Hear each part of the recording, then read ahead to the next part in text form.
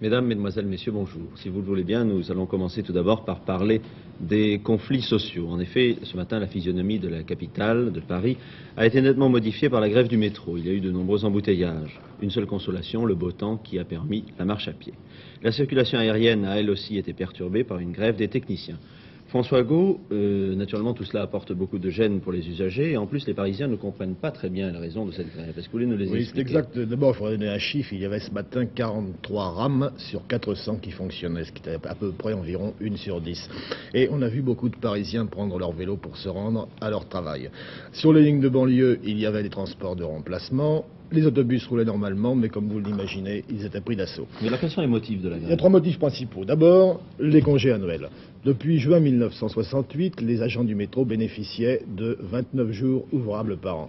Or, en raison de la multiplication des repos hebdomadaires, la direction veut ramener ces 29 jours à 27. Et aussi, les agents décident, affirment, pas question pour nous d'amputer nos vacances. La deuxième raison, c'est l'aménagement des repos hebdomadaires. Les agents du métro veulent les prendre en une seule fois. Enfin, le troisième motif, c'est le reclassement de toutes les catégories de salariés du métro, ce qui en fait, comme vous le pensez, aboutirait à des augmentations de salaire. Oui, il y avait en ce moment même des discussions entre la direction et les syndicats. Oui, justement, on discutait depuis 2 mois déjà, on s'était déjà rencontrés pendant 2 mois, aussi la direction s'étonne. Ce matin, j'ai eu les représentants de la direction au téléphone et ils m'ont dit « Mais enfin, jusqu'à la fin du mois de juin, on devait se revoir encore 5 fois. » Alors pourquoi cette grève? Eh bien, j'ai posé la question de la direction aux syndicats, et les syndicats m'ont dit effectivement on devait se revoir 5 fois, rediscuter de la grille des salaires, mais en ce qui concerne la modification des congés annuels, elle nous a été imposée autoritairement et arbitrairement. Ce qui explique en quelque sorte le conflit. Oui, c'est ça. Et alors, en ce qui concerne la navigation aérienne, il y a des perturbations également. Des perturbations également. Deux sortes de techniciens sont en grève. D'une part, les techniciens proprement dit, qui font une grève ferme, et d'autre part, les aiguilleurs du ciel, qui, une nouvelle fois, appliquent la grève du zèle. Oui, alors là, je dis juste un mot pour signaler que c'est surtout Orly qui a été atteint ce matin. Surtout Orly, on peut penser que un peu moins le Bourget. Oui, on peut penser que la province sera également touchée. Il y a également, si vous voulez, pour faire le tour, également quelques arrêts de tournant de travail dans les PTT. Et si vous voulez, on peut terminer par un point positif. Aujourd'hui, cet après-midi au siège du Conseil national du patronat français, les dirigeants du CNPF et ceux de toutes les centrales syndicales reprennent leur discussion sur la formation professionnelle. Ça, c'est un point extrêmement important et extrêmement positif. Nous allons donc en reparler. Nous en parlerons. Nous parlerons certainement également à nouveau de cet attentat qui a eu lieu en Israël aujourd'hui. Nous passons donc aux nouvelles de l'étranger. Un autobus israélien qui circulait sur une route longeant la frontière libanaise a été pris ce matin sous un tir de bazooka et d'armes automatiques. Il y a 10 tués, dont 7 écoliers. Cet autobus transportait en effet notamment des enfants. Un instituteur, une institutrice, le chauffeur ont été également tués. Il y a 24 blessés, en majorité des enfants. L'émotion est très vive en Israël, où l'on souligne que l'attentat a été commis à partir du Liban. Une plainte a été déposée au Conseil de sécurité ce matin. De son côté, l'artillerie israélienne a bombardé ce matin des villages libanais proches de la frontière. 6 civils ont été tués et 23 autres blessés. 62 maisons ont été endommagées donc par ces tirs israéliens. On ne manquera pas en tout cas de faire le rapprochement entre cet attentat de ce matin contre cet autobus qui transportait des écoliers et le bombardement par l'aviation israélienne il y a quelques semaines d'une école égyptienne. Au cours de ce bombardement, plusieurs dizaines d'enfants avaient été tués pour constater que bien souvent ce sont dans ce conflit du Proche-Orient des innocents qui sont les victimes d'opérations militaires ou prétendues telles. Toujours au sujet de ce conflit, à noter que M. Abaiban, le ministre israélien des Affaires étrangères, a reconnu au cours d'une conférence de presse qu'il vient de tenir à Washington que les États-Unis n'ont pas encore répondu aux demandes réitérées du gouvernement israélien en vue de la livraison de 125 chasseurs-bombardiers supplémentaires à Israël. Un autre sujet d'actualité, il s'agit bien entendu des relations interallemandes. Le deuxième sommet RFA-RDA s'est terminé hier soir, sans communiqué commun, sans communiqué tout court d'ailleurs, ni déclaration finale. Aucune date n'a été fixée pour une troisième rencontre entre le chancelier Willy Brandt et le président du Conseil est-allemand Willi Stoph. La presse ouest-allemande consacre ce matin ses éditoriaux à ce sommet. Les commentaires expriment en général l'amertume devant la rigidité de l'attitude des Allemands de l'Est face aux propositions de M. Brandt. Voici un commentaire type ce matin. Il est de la Süddeutsche Zeitung, un organe libéral munichois. Dans ses efforts pour offrir des bases pratiques de négociation acceptables pour l'autre partie, Willy Brandt est allé jusqu'à la limite du possible, dit la Süddeutsche Zeitung, qui rejette donc sur M. Stoph l'échec relatif de cette conférence. La Pravda de Moscou, dans son premier commentaire à ce sujet, écrit, je cite, « En fait, le chef du premier gouvernement État socialiste allemand soit accueilli en RFA, en dit long sur l'évolution de la situation en Allemagne. C'est là un succès important, estime la Pravda, de la politique pacifique et constructive de la RDA. Nous assistons à un des moments les plus passionnants de l'actualité. Fin de citation. En revanche, pas un mot dans la Pravda ce matin d'une autre affaire. L'écrivain soviétique André Almarik a été arrêté hier. André Almarik est devenu une célébrité de l'opposition avec la publication aux États-Unis l'an dernier de son livre intitulé « L'Union soviétique survivra-t-elle jusqu'en 1984 ». Cette œuvre est une dénonciation du régime moscovite actuel. La Pravda annonce en revanche ce matin l'exclusion de Roger Garaudy du Parti communiste français. Elle y ajoute un commentaire acide qui ne mentionne ni l'affaire du document du Parti communiste français contre M. Dubček, ni en général tout ce qui se rapporte à la Tchécoslovaquie. Roger Garaudy, constate la Pravda, a basculé dans le marais de l'opportunisme de droite. Les informations générales. Pour la première fois aux États-Unis, des sextuplés ont vu le jour hier, mais ils n'ont pas survécu. Les nouveau-nés, 5 filles et un garçon, étaient nés 11 semaines avant terme. La maman, âgée de 25 ans, est en bonne santé. Elle avait suivi un traitement contre la stérilité. Peter Smith, le doyen des survivants des greffés du cœur en Afrique du Sud, est mort ce matin à l'hôpital de Grootechour des suites d'un cancer, après avoir survécu plus de 616 jours à l'opération de transplantation qui avait été réalisée par le professeur Barnard le 7 septembre 1968. Nous revenons en France maintenant pour un reportage de notre station régionale de Lyon qui concerne un incendie d'un wagon-citerne en gare de Gisors, un incendie qui a fait des victimes.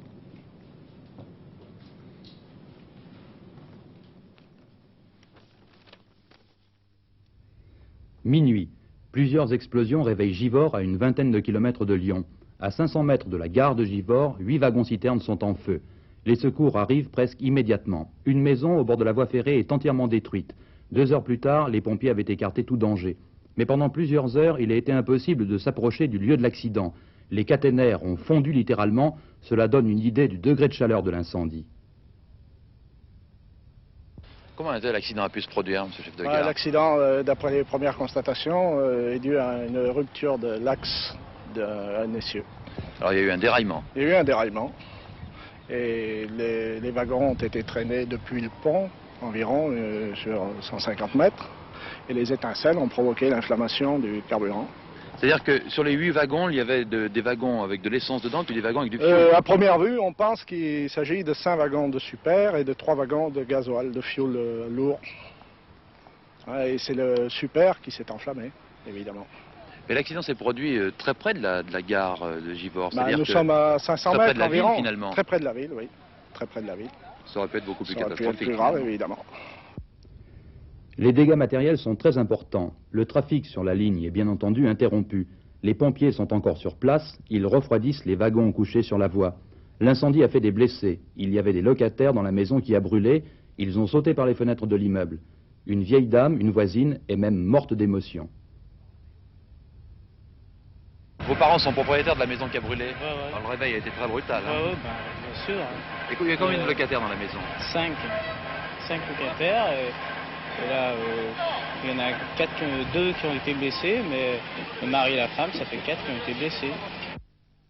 Je reviens rapidement sur cet attentat de ce matin en Israël qui a coûté la vie à 10 personnes, notamment des enfants, un attentat contre un autocar à partir du Liban, pour signaler que le commandement général du Front populaire de libération de la Palestine revendique cet attentat contre cet autocar. Le FPLP affirme que cet attentat a fait 50 morts et 10 blessés. Du côté israélien, on dit qu'il y a eu 10 morts. Le préfet de la Haute-Savoie a annoncé que M. Georges Pompidou, président de la République, a fait don d'une somme de 30 000 francs à titre personnel pour secourir les familles éprouvées par la catastrophe du plateau d'Assy, cette catastrophe qui a fait récemment 71 morts. Une nouvelle maintenant qui intéresse les automobilistes. Le projet de loi adopté hier par les députés sur la mise en fourrière et la destruction des automobiles contient plusieurs innovations et je vous livre les plus importantes. Ce projet de loi fixe notamment à 7 jours le délai maximum de stationnement d'un véhicule sur la voie publique. C'est-à-dire que si vous laissez votre voiture plus de 7 jours le long d'un trottoir, eh bien, vous risquez de la retrouver en fourrière. Ce projet habilite également certains personnels de police en tenue de police ou de gendarmerie, à ouvrir eux-mêmes les voitures et à les conduire directement à la fourrière. Quant à nous, nous allons vous conduire maintenant à l'aéroport du Bourget à Paris où se tient une exposition de matériel de construction, Expomat. Un gigantesque chantier, Expomat 70, c'est le 7e salon international du matériel de travaux publics et de bâtiments qui a ouvert ses portes hier matin à Orly, au Bourget. Cette manifestation technique la plus importante du genre dans le monde permet aux professionnels, les hommes des chantiers, de faire le point des dernières nouveautés. Des bulldozers, des élévateurs, des grues, des camions et engins de toutes sortes. Au total, 18 pays, 1100 constructeurs présentent sur 30 hectares 3500 machines totalisant une valeur de plus de 400 millions de francs. Cette année, il n'y a pas d'engin révolutionnaire. Ce salon est plutôt marqué par un perfectionnement, une amélioration technique des machines offertes sur le marché.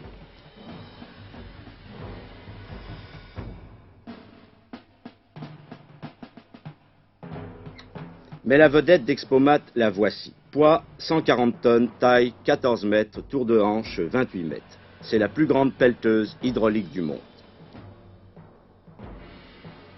Pour lui faire franchir les 40 km qui séparent le salon du Bourget de l'usine où elle a été construite, dans l'Oise, ses convoyeurs ont dû éviter les ponts, couper des lignes électriques, dévier la circulation. Cette pelleteuse a été fabriquée par les ateliers de Poquelin, premiers producteurs mondiaux dans leur spécialité. Fondés à la veille de la guerre par un planteur de betteraves bricoleur, Georges Bataille, les ateliers Poquelin exportent aujourd'hui 60% de leur production. Leurs machines sont présentes dans 105 pays et ramassent des dollars à la pelle sur le marché des États-Unis, sur lequel pourtant ne prend pas pied qui veut. Oui, cette rubrique est libre de toute publicité, bien entendu. Nous passons maintenant à l'actualité automobile. Deux mots peut-être de la santé de Jean-Manuel Fanjou. Je crois qu'il va mieux, n'est-ce pas? Oui, il va mieux, mais on est peut-être en train de perdre l'un des plus brillants pilotes automobiles français. Vous savez que Johnny Servoz-Gavin a annoncé qu'il avait l'intention de renoncer à l'automobile. Il était à la fois le second pilote de l'équipe Ken Tyrrell aux côtés de Jackie Stewart sur marche et aussi l'un des piliers de l'équipe Matra en F2. Alors pourquoi? Pourquoi? Eh bien, il a eu récemment un accident au Grand Prix de Monaco. On a pensé qu'il avait été très frappé par cet accident qui avait empêché de participer au Grand Prix. En plus, Johnny Servoz-Gavin a des affaires personnelles. Il s'occupe notamment d'un important salon qui était le salon de la voiture d'occasion, qui était un gros succès. Et il a l'intention de se consacrer à tout cela. Un pilote s'en va, un autre revient. On parle maintenant de Jean-Claude Killy qui participera sans doute dimanche prochain sur Porsche 908 aux épreuves de Montlhéry. De l'automobile encore, puisque le rallye Londres-Mexico approche de sa fin. 26 voitures sont encore en piste sur les 96 au départ, 5 Ford Escort dans les 6 premiers, avec en tête les deux hommes du Nord, les deux Finlandais, Mikola et Altonen. Le premier Français, Vanson, est actuellement 10e sur DS21. À part l'automobile, il y avait encore d'autres sports, le rugby à 13, le jeu à 13 qui faisait hier sa rentrée dans la capitale. On attendait Brigitte Bardot, elle n'était pas là, mais le jeu fut de grande qualité. Le Celtic de Paris, champion de division fédérale, et Saint-Gaudens, champion de national, s'affrontent. Saint-Gaudens est à droite et le Celtic à gauche, avec une bande blanche sur la poitrine. Ce fut un match très plaisant, car on n'était pas venu là pour s'engager à fond physiquement, mais pour donner une démonstration de beau jeu. Il s'agissait d'une opération de propagande, d'autant plus amusante à suivre que les Parisiens en première mi-temps faisaient feu de tout bois. Le premier essai du Celtic va être marqué ici par La Poterie, essai transformé, qui portera la marque à 5-0. Derrière chaque essai, on retrouve l'influence de Cap 12, le demi d'ouverture international et catalan. Du côté de Saint-Gaudens, c'est surtout Joucla qui, en marquant 4 essais au cours du match, allait faire le résultat. Les 5 dernières minutes de leur première mi-temps permirent au Celtic de prendre l'avantage grâce à 2 essais de Perduca. La mi-temps est sifflée sur le score de 13-10 et vous voyez qu'ici ce ne sont pas des citrons qu'on distribue à la mi-temps. Lorsque le jeu reprit, l'équipe du Celtic fut renforcée par le capitaine de l'équipe de France, Georges Allière, et Roger Garrigue. Ces rentrées devaient ébranler un instant Saint-Gaudens, mais Saint-Gaudens réagit et réussit à faire respecter la hiérarchie. Ce dernier essai, marqué par Garrigue du Celtic, mais le score final sera de 23-22 en faveur de Saint-Gaudens. Une dernière nouvelle pour finir. Vous savez que le tennis reprend cet après-midi avec la Coupe Davis. La France qui a éliminé la Suisse rencontre l'Autriche. Vous pourrez suivre ces matchs en direct sur la deuxième chaîne à partir de 15h30. Merci beaucoup. France Guérité, j'ai entendu dire que vous vouliez devenir infirmière. Est-ce que c'est vrai? Je ne sais pas si c'est tout à fait vrai, mais je vais vous parler d'un concours qui est organisé par l'Assistance publique de Paris le 26 mai. Un concours d'entrée à l'école d'infirmière et qui s'adresse aux jeunes filles, aux jeunes femmes de 17 ans et demi, mais je n'en fais pas partie, de 17 ans et demi à 35 ans, et qui ne sont pas titulaires du baccalauréat. Bon, alors, ici, nous allons simplement commencer la coupe de la moelle épinière, qui est une simple orientation. Et dans un second temps, nous allons étudier plus particulièrement une coupe plus approfondie de la moelle. Les écoles d'infirmières de l'assistance publique de Paris peuvent accueillir 2500 élèves. Or, actuellement, il n'y a que 2100 candidates inscrites au concours du 26 mai. Pourquoi y a-t-il de moins en moins de candidates infirmières? Pourquoi les jeunes filles boudent-elles plus ou moins une profession à laquelle bien des améliorations ont été apportées, même si tout n'y est peut-être pas encore parfait? C'est la question que nous avons posée à la directrice du centre de perfectionnement des infirmières. Je pense que peut-être c'est dû au fait que notre profession est insuffisamment connue au niveau du grand public et insuffisamment connue au niveau des jeunes qui pourraient éventuellement être candidates à l'entrée dans les écoles. Peut-être se font-elles une représentation de la profession qui les rebute un petit peu, alors que beaucoup d'améliorations ont été apportées au cours de ces dernières années. Par exemple? Eh bien, par exemple, du point de vue des conditions de travail. Les conditions de travail ont été améliorées, en ce sens que le nombre d'heures a été réduit, que les horaires de nuit sont légèrement rémunérés en supplément, que actuellement les jours de repos sont à peu près, enfin chaque infirmière peut avoir un dimanche sur 2 ou sur 3, ce qui est une amélioration par rapport aux années précédentes. Est-ce qu'il n'y a pas non plus une question de salaire qui rebute un peu les candidates? C'est possible, mais toutefois, disons que le salaire de départ se situe à 125 000 anciens francs pour une jeune infirmière célibataire de 21 ans. Oui, pour combien d'heures? Pour 45 heures par semaine, réparties sur 5 journées de travail. Elle bénéficie de 2 jours de repos consécutifs.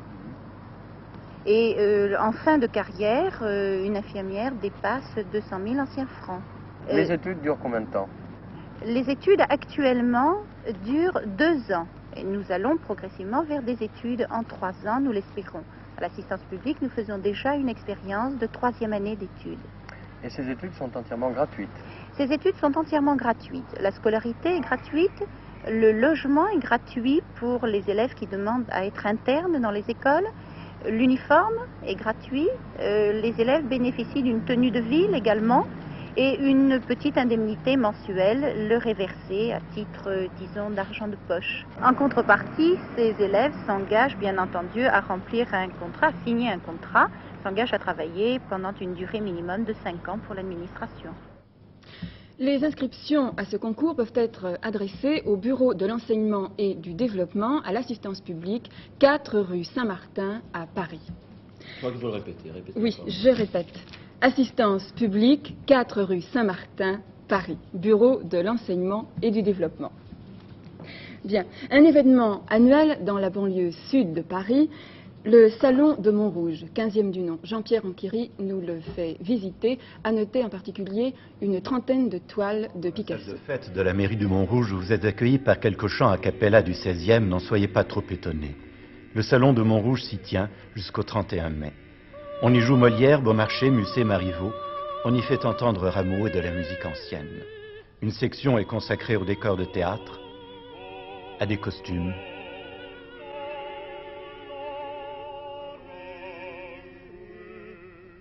à des maquettes.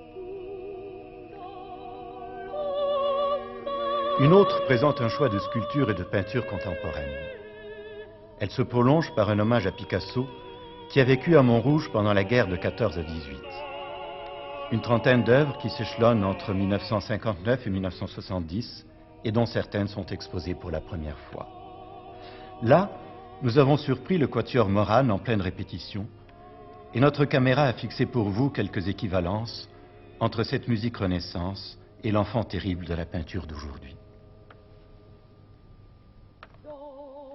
Do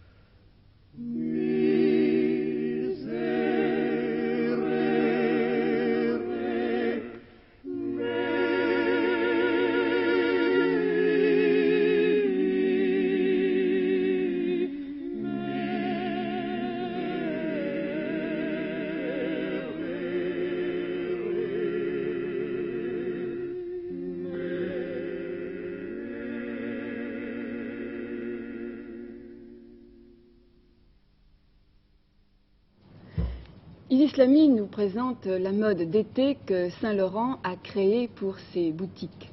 Une mode pleine de richesse, d'invention, de jeunesse, des modèles faits en coton brillant et imprimé, pleine de contrastes, une mode très jolie que vous allez voir maintenant, des images de Raymond Meyer qui se passent de commentaires.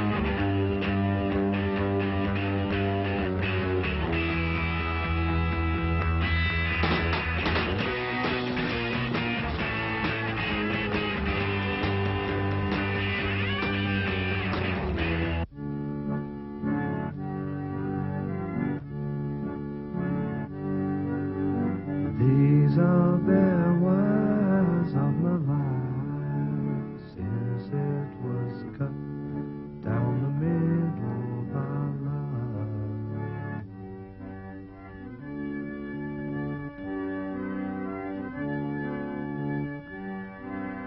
Tides have been turning, I've been learning, all my bad wise are alive.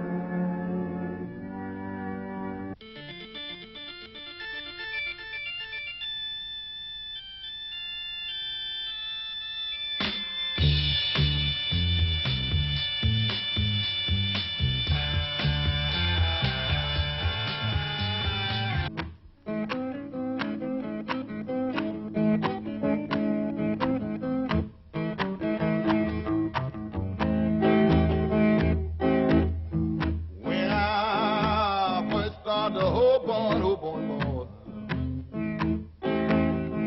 I took a freight train to be my friend, oh Lord. You know I hoboed, hoboed, hoboed, hoboed.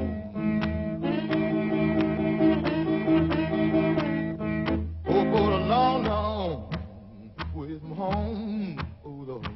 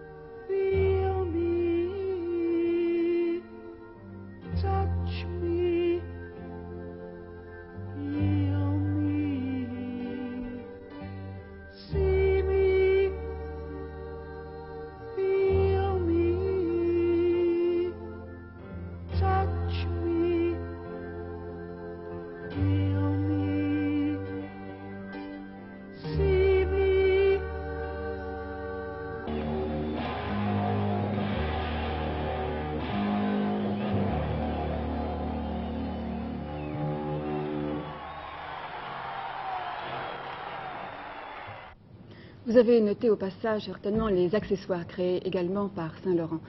Gérard Ridalange nous attend maintenant pour les cours de la bourse.